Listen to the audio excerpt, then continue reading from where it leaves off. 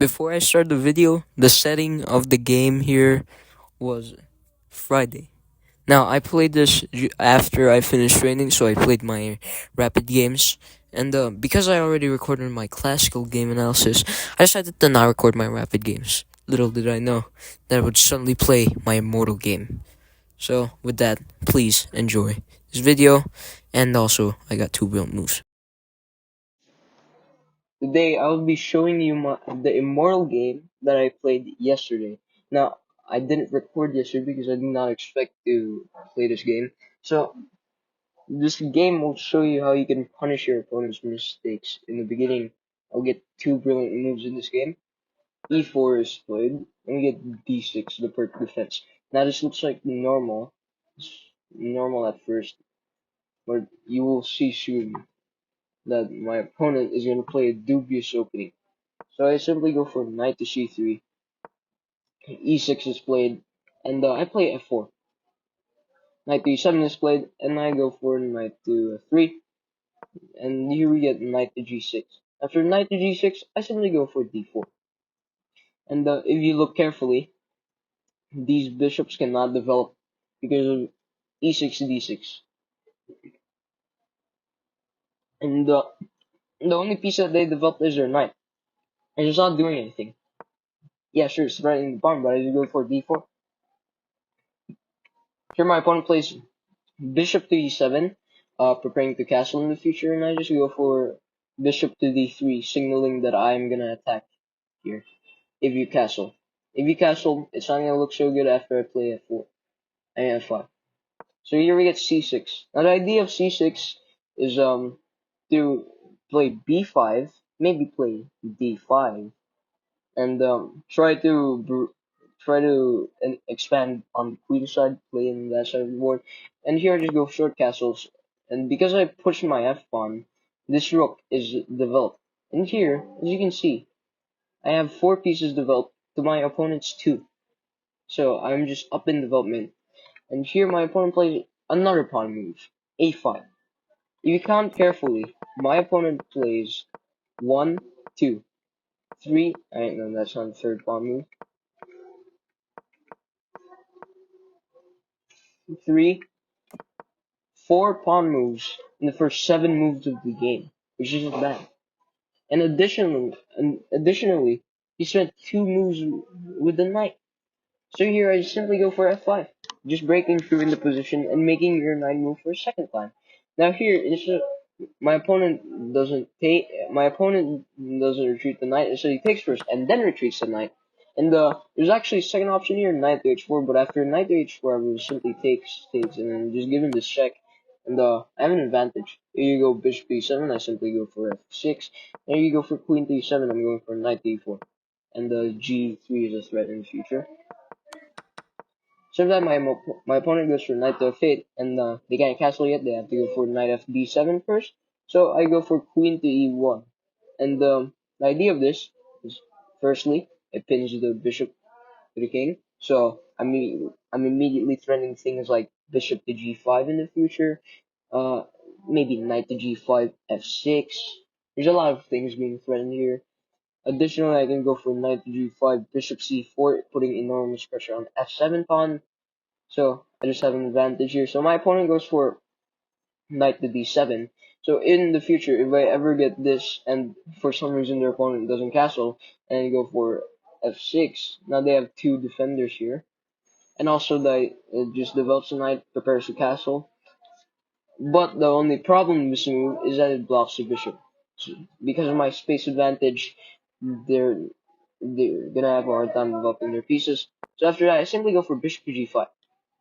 Bishop to g5, with an idea, if you castle, I immediately win the game with queen takes e7. And if you take, I just get a queen trade. Thank you. And then I take the pawn. So you're losing. What else do you have? f6. f6 here is immediately an inaccuracy. Because it weakens the diagonal here, the g8 b3 diagonal, and the e8 h4 diagonal. Both of these diagonals get drastically weakened. And as a bonus, This square is weak in the position. Not only that, this bishop cannot go anywhere. This bishop just sucks.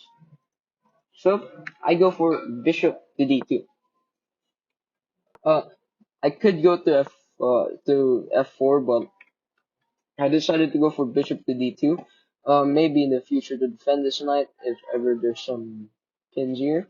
So my opponent goes for castles, and I immediately notice about this weak diagonal because when my opponent played f6, I only noticed this weak diagonal. But when my opponent castled, I immediately noticed this one, this diagonal. Now here, if I immediately just go for check, my opponent will play this move, and we're suddenly equal already. Because after I retreat, their bishop gets some space here. They can finally breathe. Additionally, my opponent will probably play knight to b6, knight to a6, and then develop their bishop to d7, and they're gonna have some development. So you can't just give the check immediately. So I go for d5. D5 here gives you two options. I mean three options: takes, push, or ignore the tension altogether. My opponent chooses to ignore the tension and go for rook to e8. But let's see what happens in each of these variations. If takes, this is just bad for my opponent because now after I take, I'm gonna win the bishop pair. But not only that, I have full control over this diagonal over here, which is nice. So, can't do that. But now you push c5. This is just weakening. Not only does this make this pawn a backwards pawn, all of these squares in the opponent's camp are suddenly weak. I have a space advantage, and I can use all these squares. I can put my knight on b5, put some pressure on this pawn here. I can maybe in the future, once these pawns are removed, maybe even try to get my knight to the e6 square. But that will be impossible. But the main square that gets weakened here is this b5 square. So my opponent goes for rook to e8. Now the idea of rook to e8 is to simply prepare a discovery here, but let's say I just go for some random move like king to h1 and my opponent plays this. It's not too good anyway, because I'll just go for this move. I'm gonna put pressure here. So I take first. My opponent goes for b takes c6, and now I go for queen to g3.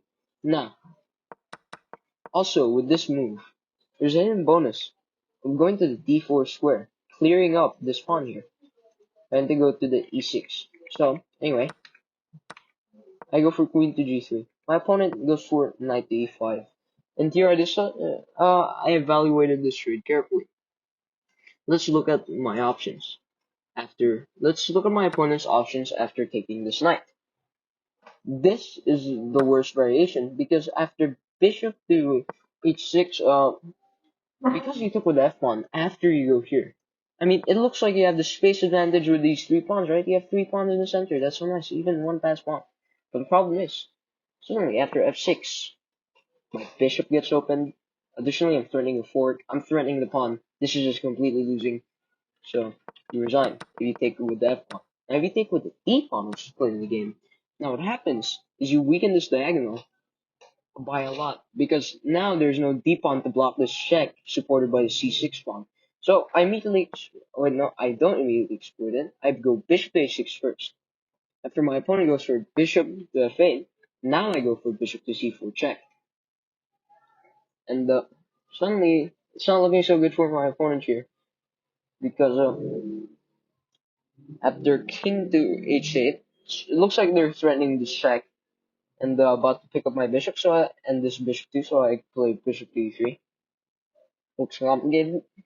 Now, after bishop to e3, let's evaluate the position. First of all, I have every single piece of the, not every single, just one piece that's on the vote. This rook on a1. But I have, let's count it real quick. 1, 2, 3, 4, 5 pieces of the vote. And all of my opponent's pieces are on the back rank. The only pieces that are not on the back rank are these pawns over here. So it's just terrible. What else? I have this strong pawn on f5. Additionally, I have a nice attack going on in the king side with the bishop pair. Maybe this knight can go to e4 in the future, try to reroute to the g3 square, go to h5. So this is just nice position. I can also go for a rook lift in the future, and I can take the d file anytime I want. So my opponent goes for knight to a6, developing their knight to a passive square. Now, knight to a6 has some ideas, so I guess maybe trying to go for bishop to c5, trading off bishops. In the game, I played a little bit of inaccuracy, rook to f3. Rook to d1 is better, because let's say the queen moves, now I can go for rook to f3. The difference is, rook to f3, my opponent has this move, e4, and let's say I go here, here, here, suddenly, after takes,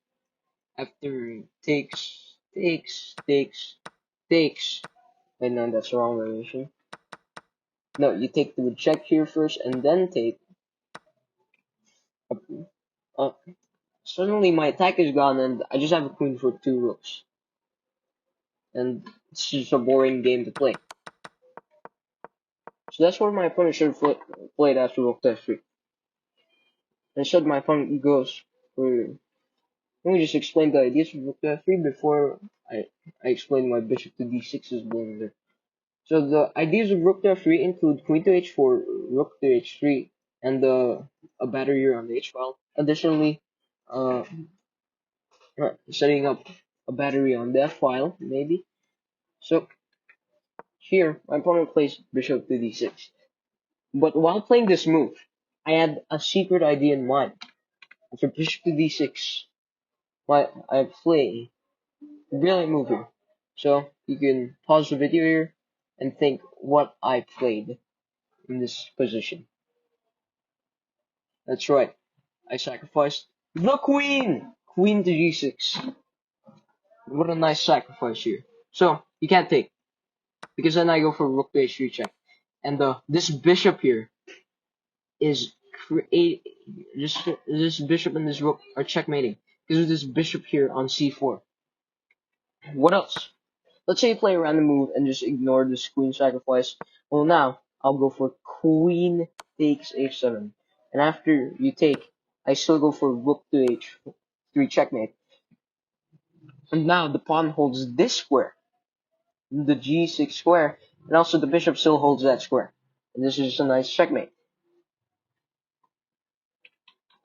So, what else? After queen to g6, the best move here for my opponent is bishop takes f4, f5. And you can't sacrifice the queen now because firstly they can just take like this, and secondly after it takes with the king, I don't have this rook h3 checking resource because of bishop takes. This would have been the best move, and then I would have taken with the queen. And though we have I'm just a piece, and I'm still gonna attack you. So just resign. Anyway.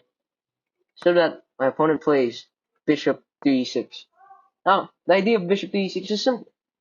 Now you go for this queen sacrifice. Now the king has this g8 square. And if you take with the bishop, yeah, it looks like after this you're getting a nice attack.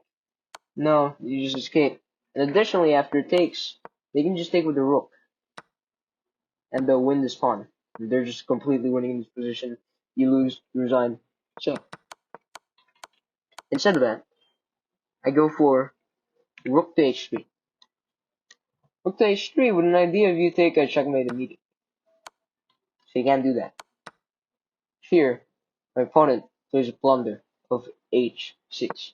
And for the second time in this video, you can pause to find out what I played in the game. That's right, I sacrificed the bishop. Bishop takes h6. Now this one's an easier sacrifice to spot because I just have way too much pieces surrounding the king. But if you take now, I just take and you lose immediately, mate in one. So you cannot take. So after bishop takes, the best move in this position is bishop to c5 check to delay the inevitable, and after king to h1, queen to d1 check, rook takes.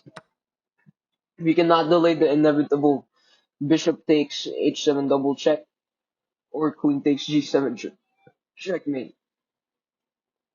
So if you defend, it's a double check. That is the best sequence of moves, but the opponent makes it shorter because it's just a loss anyway.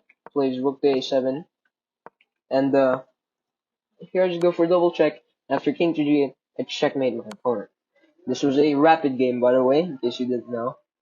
And I was just playing some casual rapid here.